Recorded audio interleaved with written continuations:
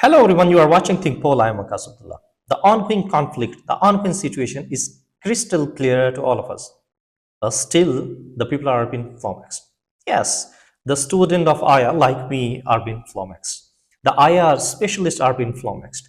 The state are being flummoxed. That this war, this ongoing conflict is between the Israel or between the Iran, or this conflict is between the Iran and US allies, or between the Iran and US, or this war is between the Iran and Israel and their allies. And also we are going to be discuss impact of this war on the Gulf policies, on the Gulf nations. Bases are going to be a disadvantage for the Gulf nations. Current ongoing conflict between the Iran and Israel and their allies, so-called. So we are going to be discuss many things regarding the cybersecurity warfare as well in this agenda. So we have a great guest today, Dr. Itham from the South Wales University from UK, that he have an expertise into the cyber warfare and to the international relations. Thank you very much for joining us, sir. Thank you, Vakas, for the invitation. Thank you. The thing it is, my audience and also I wants to know about the whole, what we can say, the whole scenario of this war. How you can see this war? This war is between the which countries? Between the US allies, between the Israel allies, or between directly to the Iran and to the Israel? How you can see this? So, if you look from the starting point, Israel sees Iran as one of the existing existential threat for its legacy, for its survival, and because of that, the main conflict is very obvious between Israel and then Iran. But Israel is a very small nation in Middle East with a considerably low population but high tech military capabilities. When it comes to conflicting directly with Iran, they don't have that much capability to tackle with Iran. The reason is not just about this being superior in technology. It's all about the size of Iran, its population, its influence on the region, especially on Shia population all around the Middle East. So Israel has no strong features or the strong capabilities to tackle with Iran alone. So in that respect, they need the support of United States. So United States gives Israel a very privileged status when you compare with other nations. Every year they are supporting Israel in terms of financially or military funding, or they are providing sometimes the military weaponry free, and that makes Israel making Israel a really strong player in the Middle East. So based on this, when Israel pushed United States in this war, United States suddenly became one of the sides of this conflict. But as we know that since this tension between Iran and Israel has been going on quite for these years, United States never has intervened this conflict in this in this level. So that was a little bit unusual, and we haven't seen that kind of an intervention before. The policy shift on the United States is quite controversial. I don't think that it's coming from an institutional perspective that the U.S. Army or the policymakers are very keen to be part of it. It seems to be involvement of the United States. It's a little bit transactional relations between Benjamin Netanyahu and the President Donald Trump. So I don't know what has been negotiated between two, what has been given and taken. That's obviously we don't know, and it's not visible from the outside. But it appears that there is something involved, some kind of a personal interactions or transactions may push United States to be part of this war. But since 28th of February, we are now almost 1 month past, and it seems that the plans for regime change or tackling all the capabilities of Iran, it seems to me, doesn't work. And increasing, oil prices, closure of Strait of Hormuz, these are also creating some global and economic uncertainties. And it's also undermining the reputation of superiority of the United States in terms of military technology. So we don't know what's going to happen, but the picture seems to be the aim of this intervention didn't work as planned, as I see from outside. Yeah. So one thing it is, I will become on this point after asking this question, as you have been in the UK and you know the UK policies toward the different nations. So how you can see the official perspective from the UK's regarding this war? So UK Prime Minister clearly stated that they don't want to be part of this conflict. But UK has a little bit special in the relation between United States. So it's a strong ally of the United States. And whenever United States wants to intervene in another country or a third country, UK always supported United States. We have seen this in Iraq, in the first Gulf War. In many occasions, the United Kingdom was part of this conflict. They supported the US interventions, and also they gave lots of military support to US operations. But this time the hesitation is United Kingdom knows that this is not going to end well like in Iraq. So if they involve in this conflict, it's clear that in the end they can't be able to change the regime, or it's not going to help in any sense to the United Kingdom. So they are playing or somehow keeping the negotiations of this help or support. They are prolonging there quite deliberately. Or when it comes to giving their military bases to use for the United States, they are also giving some excuses. That's why there is no clear support from United Kingdom to support this conflict. Yeah, but again, United Kingdom is a little bit isolated after the European Union, so they don't have too many options to stay alone. So they are relying on United States in terms of being part of a strong ally. And since Brexit, they are a little bit isolated from the European Union.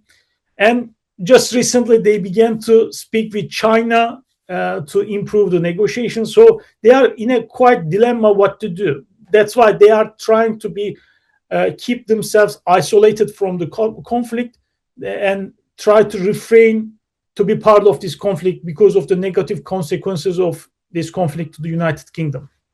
Yeah, that's a thing that UK has clearly said this, and they give a clear stance to the people that to the state that who want UK to involve in this war. They clearly say that this is not our war, so we are not going to be intervene in this war.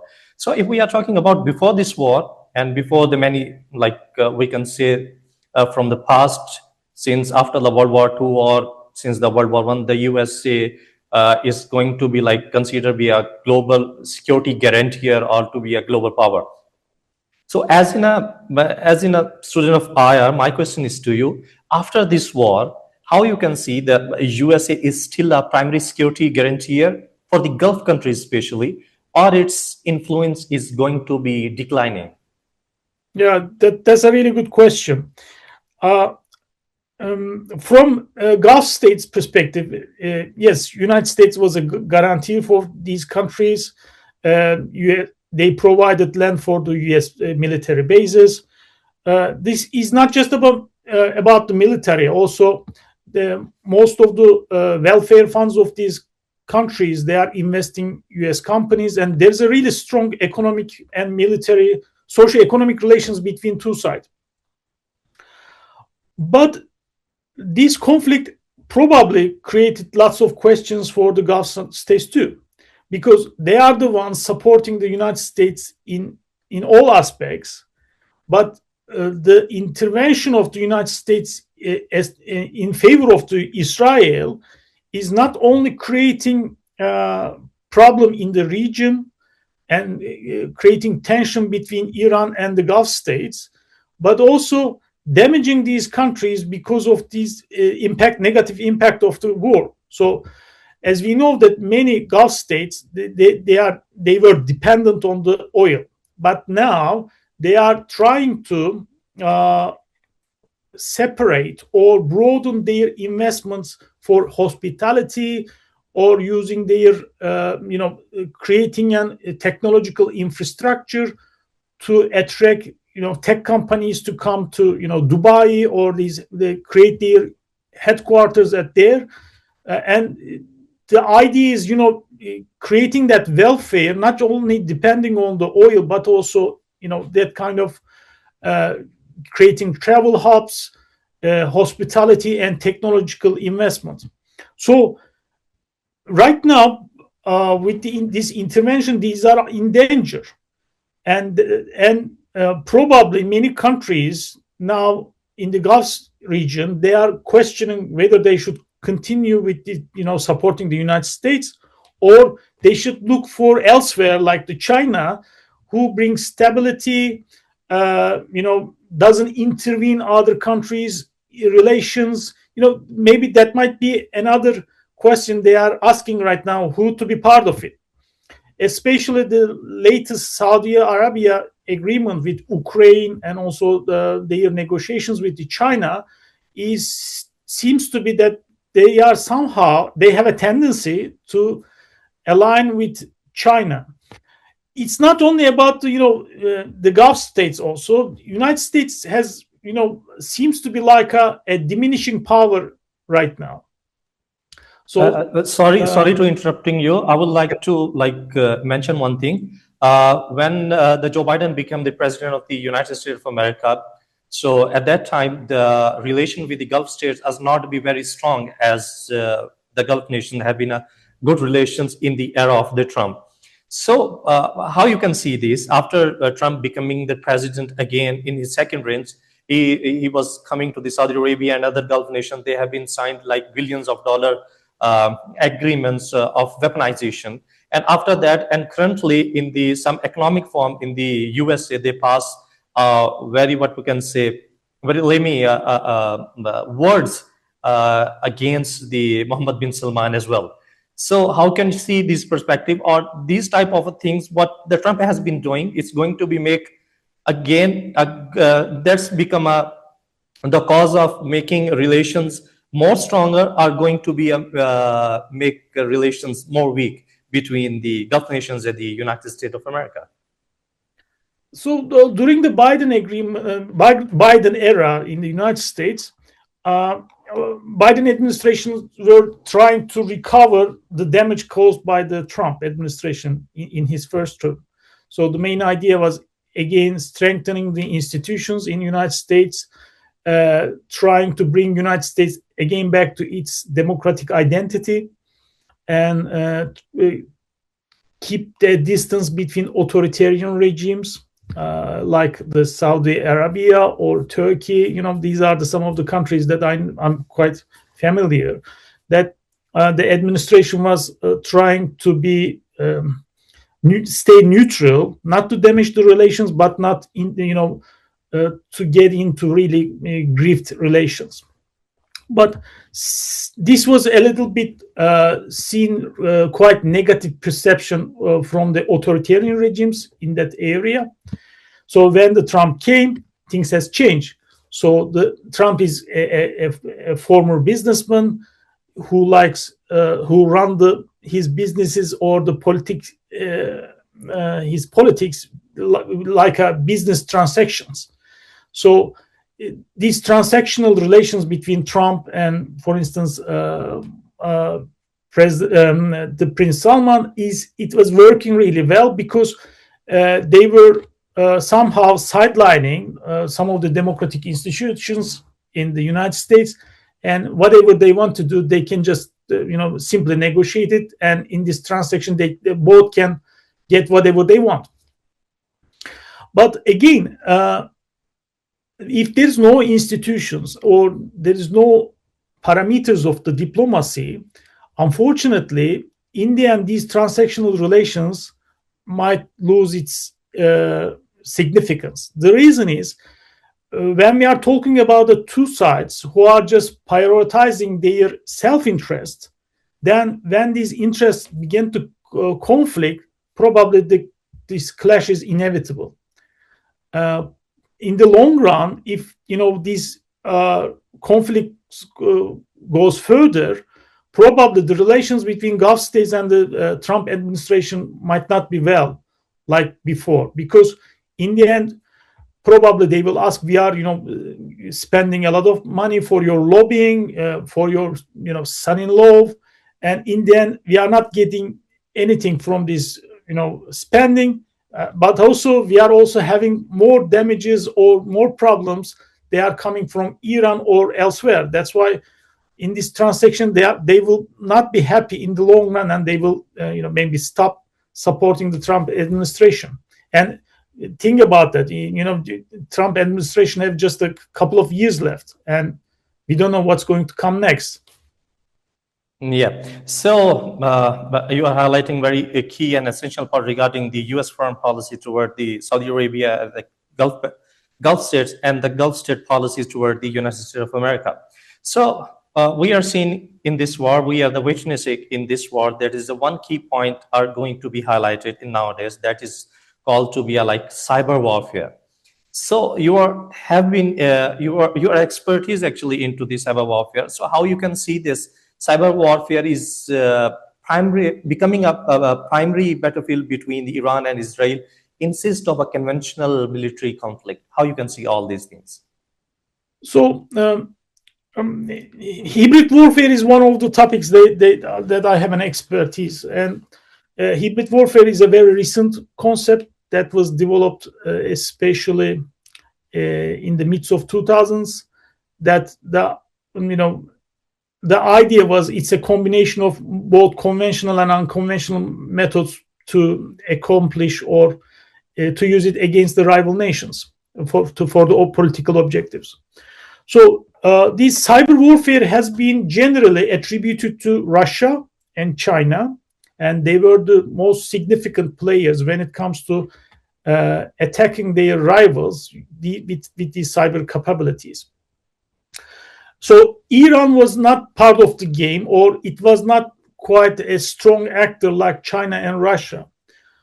But in recent times, of course, I'm not entirely sure how much this information is true, because we should not be, rely on all the information coming in internet. But there are some reported cases that some Iranian hackers involved somehow hacking emails of FBI lead, for instance, revealing his private credentials or pictures.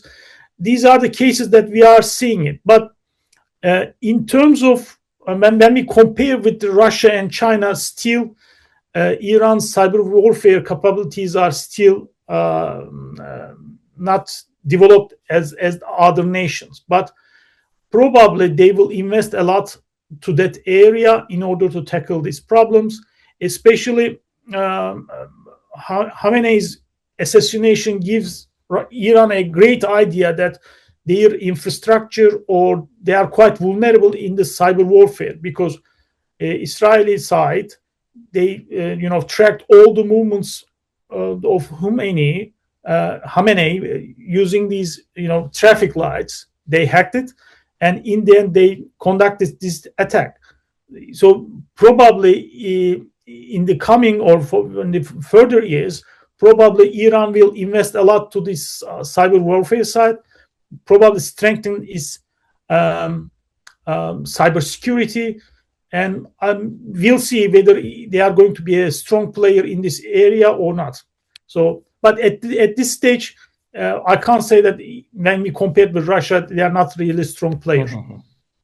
As we know that the component of the foreign policy is being play a very essential role between the countries to make the relations between one country to another country. So if we are talking about like after this recent war between the Israel and Iran, how you can see the foreign policy between the Iran and the Gulf nations, because Iran is going to be attacked the places of the U.S. armed bases into the Gulf nations. How you can see the foreign policy shift between the Gulf nations and Iran, and for the region, and their impact for the region? So the relation between Iran and the Gulf countries wasn't good. It has been always there's a tension between two sides because of the religious reasons. So the Shia identity and Sunni identity, they are conflicting each other, and there is an always ongoing influence operations in the region who is going to control the area. But the influence of Iran has been curbed a lot in recent years, especially because of the Israel attacks towards Houthis, Hezbollah, and Hamas. Even Hamas is a Sunni group rather than a Shia group. So it seems that this relationship was tense, but there was no direct conflict in these years. But with these recent attacks, probably the picture might change, because right now the Gulf states are losing a lot. They have an issue to export their oil or the liquid LPG gases, yes, and also their tourism or hospitality industry is having a huge damage. Most of their air flight, there are lots of cancellations, which was the one bringing lots of money to these countries as a travel hub. So, and I don't know whether it's true or not. There seems to be involvement of, for instance, United Arab Emirates for an operation that they will side with the United States to open the Strait of Hormuz. So if these kind of actions continue, we might see a maybe regional conflict involving Iran and other nations. And in the end, who is going to benefit from this conflict is probably the Israel. I think that they are going to be outside of this conflict, while the Shia and Sunni Muslims are killing each other. Probably they will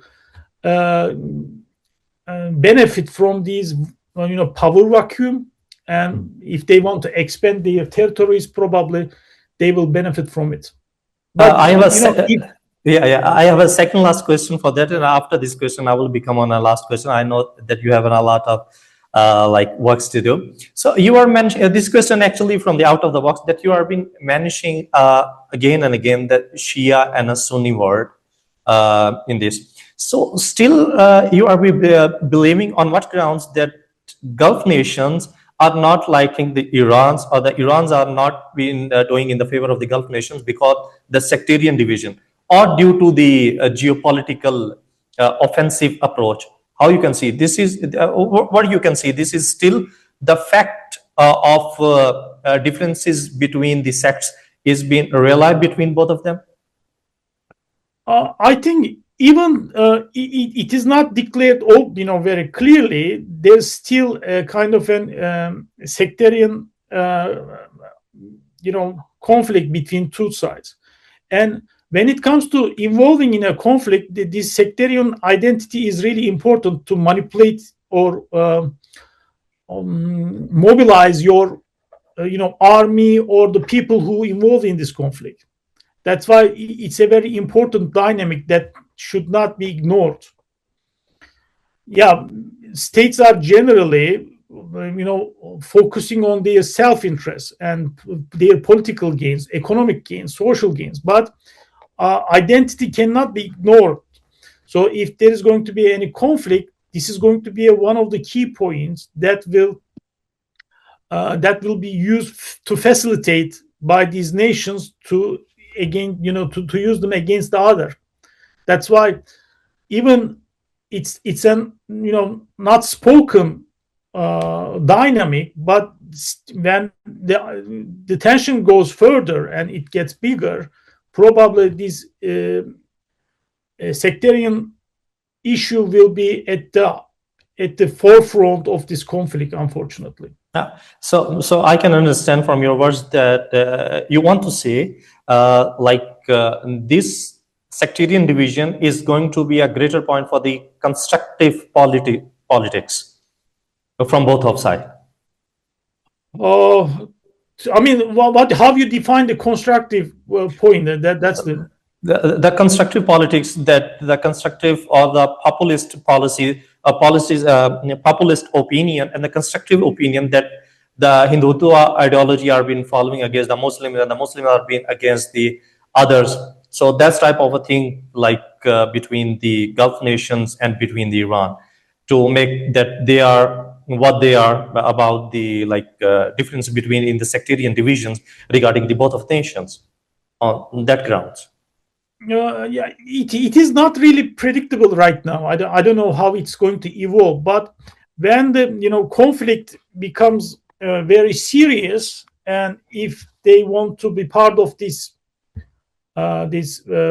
intervention, or if they declare a war against Iran, probably both sides will use this sectarian identity to mobilize their people, army, and it's inevitable. I mean, this is a very long story. It's not just for today's problem. It has always a big tension in Middle East between Shia and Sunni communities. My last question is to you regarding our agenda, regarding our topic, the impact of this war on the Gulf policies. As an IR specialist, what is your analysis? What's your crux? What is your what you can say conclusion on this agenda, on this war? What is your prediction regarding this war in upcoming days? I'm following President Trump because he's the one. He's quite unpredictable, to be honest, because one day he's saying that the war is ending, and the next day, no, we are going to intervening, or sometimes what his rhetoric is conflicting with his practice. But what I see is right now the popularity of Trump is diminishing, and there will be elections in November in the United States, Senate elections, and probably they don't want to be going these elections with very poor economic performance or conflicting what he promised before, because he promised that there is not going to be any war that United States will involve. So probably they will somehow declare that they got the victory, and then they will withdraw their forces, or they are not going to attack Iran again. But the issue is maybe this declaration will not stop the conflict. I don't know how it's going to evolve, but one of the suggestions probably given to the United States is finding a third party who could intervene this conflict as a mediation between the Gulf states and Iran, maybe United States, and find a solution to end this conflict. Because what actually currently Pakistan has been doing. Yeah. Also, probably India might involve too. I don't know, to be honest, who is involving. Yeah, but maybe. This is not just about the issue of United States, Iran, or Israel, because of rising oil prices, there's an increasing inflation in all around the world, and there will be more disruptions, and this rising inflation will have some negative impact on many countries because of the rising oil prices, and it will increase the prices. So I'm sure that there will be a solution will be fine, but one of the things is whether the Iran will be willing to, compromise. If when now they are aware of that, they know how to deal with the problem using, not conventional methods, but using the unconventional method. So it's also depending on how Iran will react or respond to these peace talks, because probably they will ask guarantees that they will not be attacked again, because their political leaders, institutional high level officials died in this conflict, and Yeah, obviously. I'm sure that they don't want to see this kind of a problem again. Yeah. And thank you so much for your time and for My your pleasure. analysis for me and for my audience as well. Thank you so much for joining us. Means a lot Thank to you. me. So we are going to be end our session here. Inshallah, we will meet again with a new guest, with a new agenda, and with a new analysis. Thank you so much.